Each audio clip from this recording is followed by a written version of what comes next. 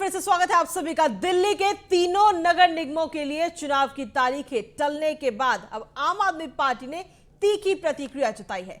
Deputy CM Manish Sisodia ने केंद्र सरकार से सवाल करते हुए कहा कि कैसे कोई निर्वाचन आयोग को चुनाव टालने या उसे रद्द करने का निर्देश दे सकता है। उन्होंने इसे लोकतंत्र की हत्या करार दिया है। आपको बता दें कि चुनाव आयोग को तीनों नगर निगमों के लिए चुनाव की तारीखों का ऐलान करना था, लेकिन उसने कुछ दिनों बाद इन तारीखों की घोषणा करने की बात कही है। अब बताया जा रहा है कि केंद्र सरकार का एक संदेश मिलने के बाद आयोग ने यह फैसला लिया है।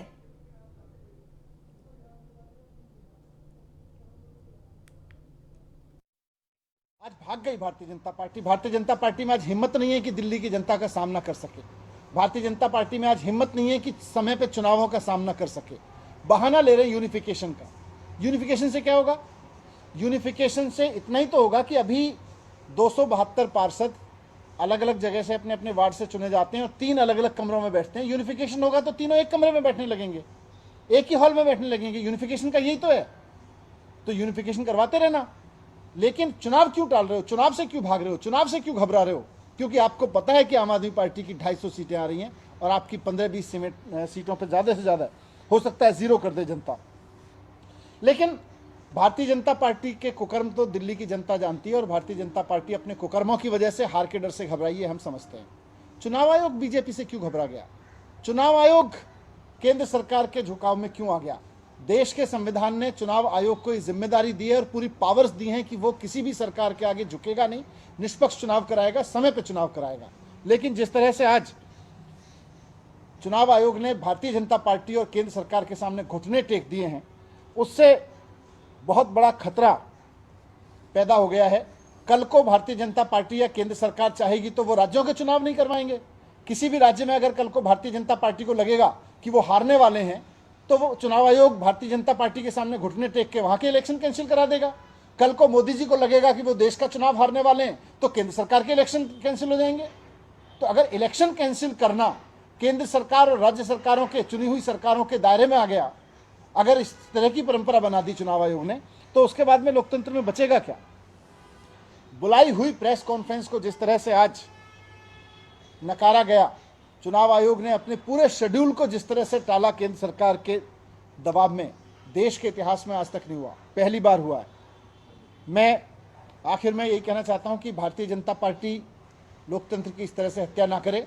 चुनाव आयोग अपने दायित्व को समझे। संविधान ने, बाबा साहब ने, देश की उम्मीदों ने, आज़ादी के इतने सारे जान देने वाले लोगों ने आज़ाद देश कराया और फिर संविधान बना तो इसलिए ताकि संविधान के हिसाब से देश चलेगा, और संविधान ने चुनाव आयोग को ताकत दी तो इसलिए ताकि संविधान के हिसाब से चुनाव कराएगा। मैं चुनाव आयोग को भी कहना चाहता हूं कि संविधान के रक्षा के लिए, लोकतंत्र की रक्षा के लिए अपने निर्णय को, अपने कर्तव्य को ठीक से निभाएं। कि भारतीय जनता पार्टी भाग गई है तो जनता कर रही है कि कब बीजेपी को नगर निगम से लात मार के भगाए। जनता कर रही है कि कब नगर निगम में बीजेपी के करप्शन पे झाड़ू चलाए, और उसी से घबरा के बीजेपी भागी है। वहीं निर्वाचन आयोग ने दिल्ली के तीनों नगर निगमों की चुनावी डेट टालने के मामले पर जानकारी देते हुए कहा कि केंद्र की तरफ से तीनों निगमों के एक करने का सुझाव को देखते हुए ऐसा किया गया है। निर्वाचन आयोग ने बताया कि केंद्र के सुझावों की जांच के बाद ही तीनों नगर निगमों के चुनाव की तारीखें तय की जाएंगी। राज्य चुनाव आयोग कमिश्नर संजय कुमार श्रीवास्तव ने बताया कि निगम चुनाव को लेकर सभी तैयारियां पूरी हो चुकी हैं। राज्य चुनाव आयोग निगम चुनाव समय पर पूरी कराने की कोशिश करेगा। हमने कल अपने चुनाव ऑफिस में अपने प्रिपेयर्ड तैयारियों का जायजा लिया। तैयारी पूरी है। हमारे पास मैंडेट है कि हम 18 मई से पहले इलेक्शन करा दें, क्योंकि 18, 19 और 22 तीनों हाउस कॉन्स्टिट्यूट हुए थे। तो हमको इलेक्शन कमीशन में ये हमारा मैंडेट है under constitution to constitute house before these dates. 19, 18, 22 के पहले इलेक्शन करना है। राज्य चुनाव आयोग आज प्रेस वार्ता कर दिल्ली में निगम चुनावों की तारीख बताने वाला था, परंतु इसके साथ ही कमिश्नर संजय कुमार श्रीवास्तव ने बताया कि केंद्र सरकार की तरफ से तीनों निगमों को एक करने का सुझाव आया, जिस पर चुनाव आयोग विचार करेगा और उनकी पूरी कोशिश रहेगी कि दिल्ली के नगर निगम चुनाव समय पर कराया जाए। तब तक के लिए अगली तारीख टाल दी गई है। कैमरामैन कुलदीप के साथ किरणपाल सिंह की एक खास रिपोर्ट। वहीं Delhi skill and entrepreneurship university ने समाज के हर वर्ग के स्टूडेंट्स तक पहुंचने के लिए एक नया प्रयोग किया है। यूनिवर्सिटी ने स्लम क्लस्टर में रहने वाले छात्रों के लिए एडमिशन हेल्प डेस्क शुरू किया है, ताकि उन्हें स्किल एजुकेशन के बारे में जानकारी मिल सके। जो स्टूडेंट्स एडमिशन लेना चाहते हैं उनकी हेल्प डेस्क के जरिए मदद की जा रही है। इसका नाम DSEU लाइट हाउस रखा गया है। दिल्ली का पहला DSEU लाइट हाउस को कालकाजी विधानसभा के गोविंदपुर भूमिहीन कैंप में दिल्ली के डिप्टी CM मनीष सिसोदिया ने उद्घाटन किया है। वहीं आपको बता दें कि इस नए प्रयोग में यूनिवर्सिटी एडमिशन के लिए खुद स्टूडेंट्स के पास जा रही है। यूनिवर्सिटी ने दिल्ली में पहली DSEU लाइट हाउस का गोविंदपुरी में 2 स्लम क्लस्टर नवजीवन कैंप और कालकाजी ट्रांजिट कैंप में एडमिशन ड्राइव शुरू किए हैं। इस मौके पर विधायक आतिशी भी वहां पर मौजूद रही। खासतौर से कोविड के बाद तो एक बहुत बड़ी समस्या बने हैं, लोगों के रोजगार गए हैं, लोगों के व्यापार बंद हुए हैं। तो वैसे में सरकार ने लाइट हाउस शुरू कर रही है। बहुत एक्सपर्ट्स के साथ मिलके लाइट हाउस फाउंडेशन और माइकल एंड सूजन फाउंडेशन के साथ मिलके जो देश भर में दुनिया भर में स्किल्स पे काम करते हैं, पर्सनैलिटी डेवलपमेंट पे काम करते हैं, स्किल डेवलपमेंट पे और जॉब ओरिएंटेड ट्रेनिंग्स पे कोर्सेज पे काम करते हैं, उनके साथ मिलके दिल्ली में इस तरह के लाइट हाउस शुरू करने की योजना बनाई है, जिसमें खासतौर से स्लम्स में अनऑथराइज कॉलोनीज में जो युवा रह रहा है उसकी एजुकेशन फॉर्मल इनफॉर्मल जो भी हुई है उसके स्किल्स को डेवलप करें। लगभग 50 घंटे का उसको कोर्स करा के उसके इंग्लिश को, उसके काम करने के बहुत सारे स्किल्स को, क्योंकि वो जब नौकरी करने जाता है तो कहीं ना कहीं गैप है। एक एम्प्लॉयर जो चाहता है और उसको जो आता है जिस तरह से आता है उसमें गैप है, तो एक एम्प्लॉयर उसको तुरंत हायर कर सके, उसको नौकरी दे सके। तो जॉब्स की दिशा में एक बहुत बड़ा लाइट हाउस साबित होगा ये लाइट हाउस। वहीं राजधानी दिल्ली के आदर्श नगर वार्ड 16 की जनता को एयर कंडीशन सामुदायिक भवन की सौगात मिली है। आदर्श नगर विधायक पवन शर्मा, APMC चेयरमैन आदिल खान और निगम प्रभारी दुर्गेश पाठक ने संयुक्त रूप से सामुदायिक भवन का उद्घाटन किया। इस मौके पर आम आदमी पार्टी कार्यकर्ता भारी संख्या में वहां मौजूद रहे। वहीं आपको बता दें कि सामुदायिक भवन का निर्माण निगम पार्षद मुकेश गोयल ने 2 साल के अंदर 3 करोड़ 66 लाख की लागत से कराया। आम आदमी पार्टी निगम प्रभारी दुर्गेश पाठक ने इस मौके पर कहा कि अगर कोरोना काल नहीं होता तो यह सामुदायिक भवन निगम पार्षद मुकेश गोयल की ओर से 6 महीने के अंदर ही मिल जाता। निगम के वरिष्ठ नेता मुकेश गोयल ने आज फिर एक बार जनता को उपहार स्वरूप एक एयर कंडीशन सामुदायिक भवन सौंपा है। मुकेश जी, आप जिस वार्ड से मैं गए वहाँ कहीं ना कहीं हर जगह अपने समुदाय भवन, स्विमिंग पूल इस तरीके से जनता को उपहार स्वरूप दें। ये जो समुदाय भवन बनकर तैयार हुआ है 2 साल के समय पीरियड में, इसी बीच में कोरोना काल भी रहा, किस तरीके से क्या ये कह सकते हैं नियत साफ हो तो विकास कार्य कोई नहीं रोक, नियत साफ हो तो विकास कार्य कोई नहीं रोक सकता। नगर निगम पिछले 15 वर्षों से भारतीय जनता पार्टी काबिज है और इसके अंदर नगर निगम के अंदर उन्होंने बिल्कुल दिवालियापन के कगार पे ला दिया। कोई बजट नहीं है, कोई साधन नहीं है, उसके बावजूद भी मैंने अपने संसाधनों से, हमारे राज्यसभा के मेंबर थे जनार्दन त्रिवेदी जी, मैं उनसे 3 करोड़ 60 लाख रुपए लेके आया और मैंने इस समुदाय भवन को पूरा करवाया। और इस समुदाय भवन की खासियत है यह पूर्ण रूप से AC है, सेटेलाइट AC लगे हुए हैं, साथ ही साथ इसमें लिफ्ट का भी प्रावधान है ताकि बुजुर्ग और बीमार लोग आराम से ऊपर जा सके।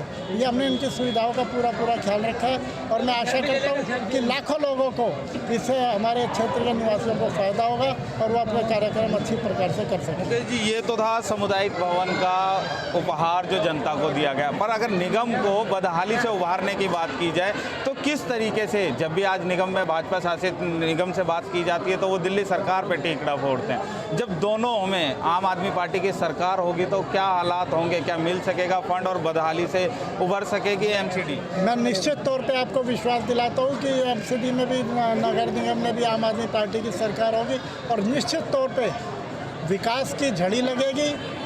हमारे कर्मचारियों को समय पे वेतन मिलेगा, जो पेंशन है, रिटायर्ड पेंशनर है, उन्हें समय पे उनका बेनिफिट्स मिलेंगे, पेंशन मिलेगी। साथ ही साथ जो हमारे रिटायर्ड लोग होते हैं उन्हें चाहे उनके प्रोविडेंट फंड का पैसा हो, ग्रेचुइटी का पैसा हो, उनकी कैश एंड लीव का पैसा हो, सारे की सारी पेमेंट उनकी समय पे होगी। और इसके साथ साथ दिल्ली के अंदर विकास की एक गंगा बहेगी और दोनों की दोनों सरकारें, नगर निगम की सरकार और दिल्ली सरकार आम आदमी पार्टी की होगी तो बहुत अच्छी तरह से दिल्ली को एक विश्व स्तरीय राजधानी बनाने का प्रयास किया जाएगा।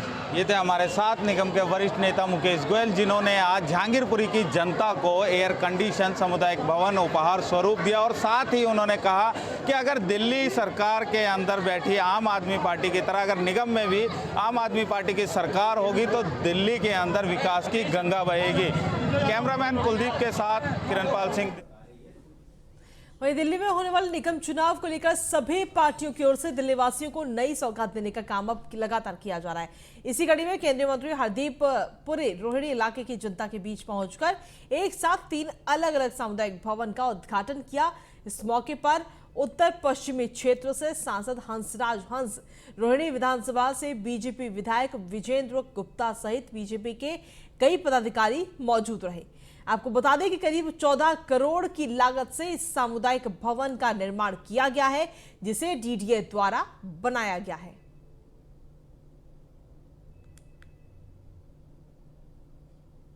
जो सेक्टर 7 का कम्युनिटी हॉल है, इसका प्लॉट एरिया है 2094 स्क्वायर मीटर, बिल्टअप एरिया है 2512 स्क्वायर मीटर और इसका प्रोजेक्ट कॉस्ट है करीब 8 करोड़।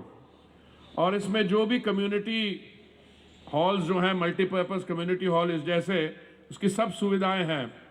पार्टी हॉल, किचन पहली, दूसरी और चौथी मंजिल पे, लाइब्रेरी और सीनियर सिटीजन का room, gymnasium, children's play area तीसरी मंजिल पे, कार पार्किंग बेसमेंट में, caretaker room and car, motorcycle parking और अलग अलग सुविधाएं हैं। देखिए, जैसे दिल्ली की आबादी बढ़ रही है और हम केंद्रीय योजनाओं जो हैं हमारी, हम उनको इम्प्लीमेंट कर रहे हैं, तो मुझे बहुत खुशी है कि कुछ इलाके ऐसे हैं जहां पे हम बहुत फख्र के साथ कह सकते हैं, बड़ी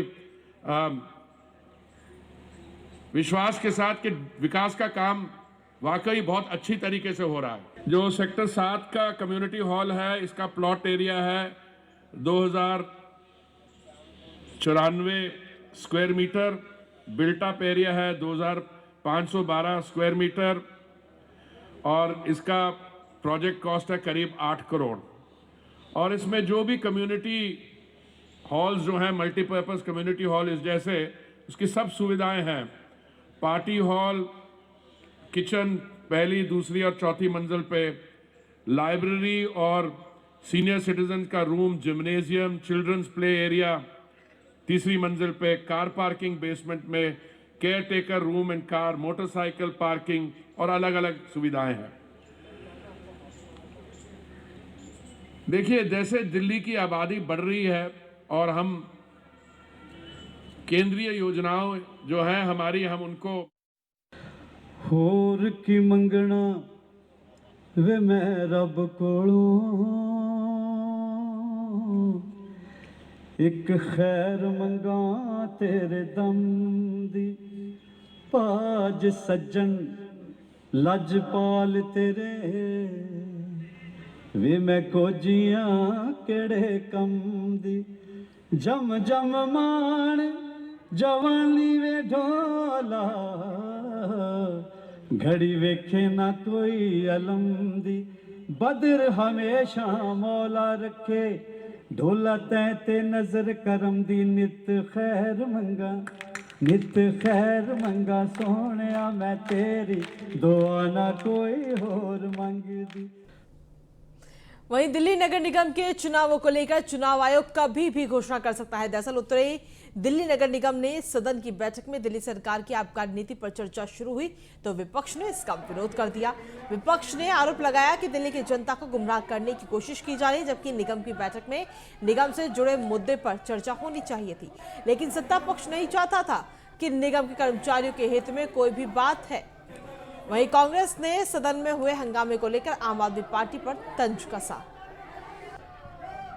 मुझे लग रहा है कि जो अपोजिशन में कुछ अच्छे वक्ता ना होना, उनकी ना तैयारी करके आना हाउस में, इसमें किसी पार्टी का दोष नहीं है। मुझे लगता है जो निगम पार्षद है वो शायद वो घर से तैयारी नहीं करके आए थे, इसलिए वो हमें लग रहा है सत्ता पक्ष को झेल नहीं पा रहे थे, उनके पास कोई पॉइंट्स नहीं थे। तो हमने कई बार कहा कि आज हम आप ही के पॉइंट्स पर चर्चा कर लेते हैं, मगर वो किसी तरह से वो तैयार। हमने एक आधे घंटे की बहस का आग्रह किया था कि जो डीबीसी कर्मचारी पिछले 16-17 दिनों से बाहर धरने पर बैठे हैं, उनकी मांगों को सुना जाए और उनकी मांगों को पूरा किया जाए। सिर्फ 1500 नॉर्थ एमसीडी में कर्मचारी हैं जो वहां पर धरने पर बैठे हैं और जिनको पक्का करने की मांग है, जो कि बिल्कुल जायज़ मांग है। हम इस पर आधे घंटे की बहस चाहते थे, जो कि मेयर ने रिजेक्ट कर दी थी, लेकिन सदन में हमारे आग्रह पर वो चर्चा कराने को तैयार हो गए। मगर आम आदमी पार्टी ने पूरे सदन को अपने हंगामे की भेंट चढ़ा दिया। आज बिल्कुल साफ नजर आया कि सत्ता पक्ष भी हमारे आग्रह पर, हमारे दबाव बनाने के बाद जब चर्चा को तैयार था तो, और मैंने आम आदमी पार्टी से खुद पर्सनली उनसे रिक्वेस्ट की कि आप चर्चा होने दीजिए। ये डीबीसी जो कर्मचारी हैं उनके परिवारों का मसला है, उनके बच्चों के भविष्य का मसला है। कब तक वो ऐसे अधर में उनका भविष्य लटका रहेगा? मगर उन्होंने मेरी एक नहीं सुनी। उनकी प्योर मंशा थी कि आज के जो निगम के सदन में प्योर राजनीति की जाए। वो कहीं से भी चर्चा होने देने के इच्छुक नहीं थे। और ये जो डीबीसी कर्मचारियों के साथ जो आज अन्याय हुआ है, उसकी सीधी जो दोषी है वो आम आदमी पार्टी है। हम बड़े अफसोस की बात है कि सदन का आखिरी दिन था और आज भी जो है ये लोग, भारतीय जनता पार्टी के हमारे तमाम लोग, हमारे मेयर साहब अपनी सीरियसनेस का उन्होंने कहीं परिचय नहीं दिया। आज भी उन्होंने अपनी गंदी राजनीति का जो है परिचय दिया कि शराब के इशू के ऊपर इन्होंने चर्चा कराने की कोशिश की, जबकि ये इशू एमसीडी से संबंधित नहीं है, ये दिल्ली विधानसभा का इशू है। जो हमारे इशू है, हमारे कर्मचारी, डीबीसी कर्मचारी 15 दिन से बाहर भूख हड़ताल पर बैठे हैं, उसकी इन्होंने कोई चिंता नहीं, ना कोई। वहीं सपा अध्यक्ष अखिलेश यादव की तरफ से ईवीएम की सुरक्षा को लेकर लगाए गए तमाम आरोप का जवाब देते हुए राज्यसभा सांसद हरनाथ सिंह यादव ने न्यूज़ 1 इंडिया से खास बातचीत करते हुए क्या कुछ कहा, आइए सुनते हैं। उत्तर प्रदेश में विधानसभा के चुनाव संपन्न हो चुके हैं, इंतजार कर रहे हैं। ऐसे में समाजवादी पार्टी ने एक बड़ा आरोप लगाया है। हमारे साथ बातचीत करने के लिए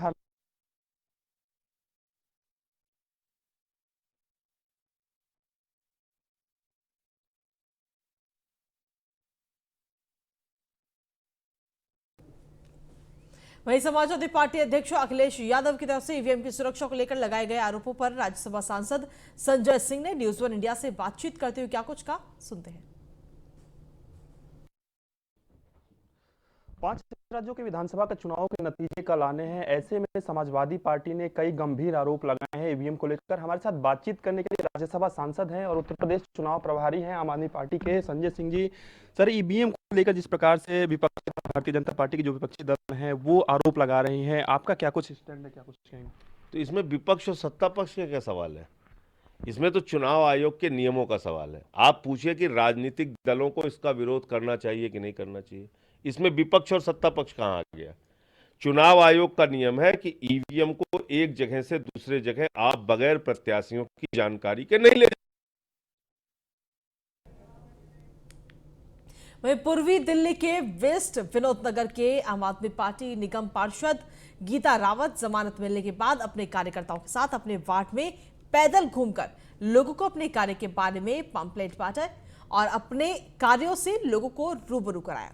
इस दौरान गीता रावत ने भावुक होकर कहा कि साजिश के तहत पहले ऑफिस बुलाया गया और सीबीआई टीम को मेरे ऑफिस आते ही और मुझ पर रिश्वत लेने का आरोप लगाते हुए मुझे फंसा दिया गया। विनोदन वार्ड से और मंडावली पटपड़गंज जो ये वार्ड लगता है, यहाँ से जो आम आदमी पार्टी की निगम पार्षदा गीता रावत को 18 फरवरी को सीबीआई की एंटी करप्शन ब्यूरो ने रिश्वत लेने के मामले में गिरफ्तार किया था। लेकिन 15 दिन के बाद आज गीता रावत जी बाहर है और हमसे बात करने के लिए साथ में। गीता जी, जिस तरीके से 18 तारीख को कार्रवाई हुई, सारी चीज़ें हुई और उसके बाद जो आज आप जनता के बीच हैं, क्या कुछ कहना चाहेंगे इस विषय पर? सबसे पहले तो जनता जनार्दन है और जनता सब समझती है, और मुझे लगता है जहाँ तक मैं विनोद नगर की जनता की बात करूँ तो विनोद नगर की जनता ने गीता रावत को पिछले 5 सालों में, क्या पिछले 10 सालों में काम करते हुए देखा है। लोगों ने देखा है कि किस तरह एक निगम पार्षद अपने क्षेत्र में काम करती है और किस तरह लोगों के समस्याओं को सुनती है और उनको हल करती है। रही बात 18 फरवरी की बात करूं तो 18 फरवरी को मेरे ऑफिस में सीबीआई का छापा मरवाया गया। उस समय मेरे हस्बैंड दिल्ली से बाहर थे, पंजाब इलेक्शन में थे। दूसरा, मैं जब तक ऑफिस में पहुंची मेरे नाम से किसी को लिफाफा दिया गया और जिस तरह की साजिश रची गई, आखिर 4 साल 11 महीने 15 दिन बाद गीता रावत भ्रष्ट हो गई। अगर गीता रावत को भ्रष्ट होना था तो जिस दिन गीता रावत जीती थी उसके अगले महीने से गीता रावत भ्रष्ट हो जाती। सीबीआई मुझे बाद में ले जाती है, ड्रामा मेरे घर के नीचे पहले होता है। तो इससे क्या साबित होता है? इससे यही साबित होता है कि किसी तरह गीता रावत को दबाया जाए, गीता रावत को फंसाया जाए। लेकिन कहते हैं जिसके साथ भगवान होता है उसके साथ दुनिया भी होती है, सब होते हैं। और आज भगवान ने मेरा साथ दिया, दुनिया मेरा साथ दे रही है और आज मैं अपनी बात दुनिया के बीच रखने के लिए आज घर से निकली हूँ और ये पर्चा मैंने एक छपवाया है। और इसी के साथ फिलहाल मेरे साथ इस बुलेटिन में इतना ही। बाकी तमाम खबरों के लिए आप लगातार देखते रहिए News1।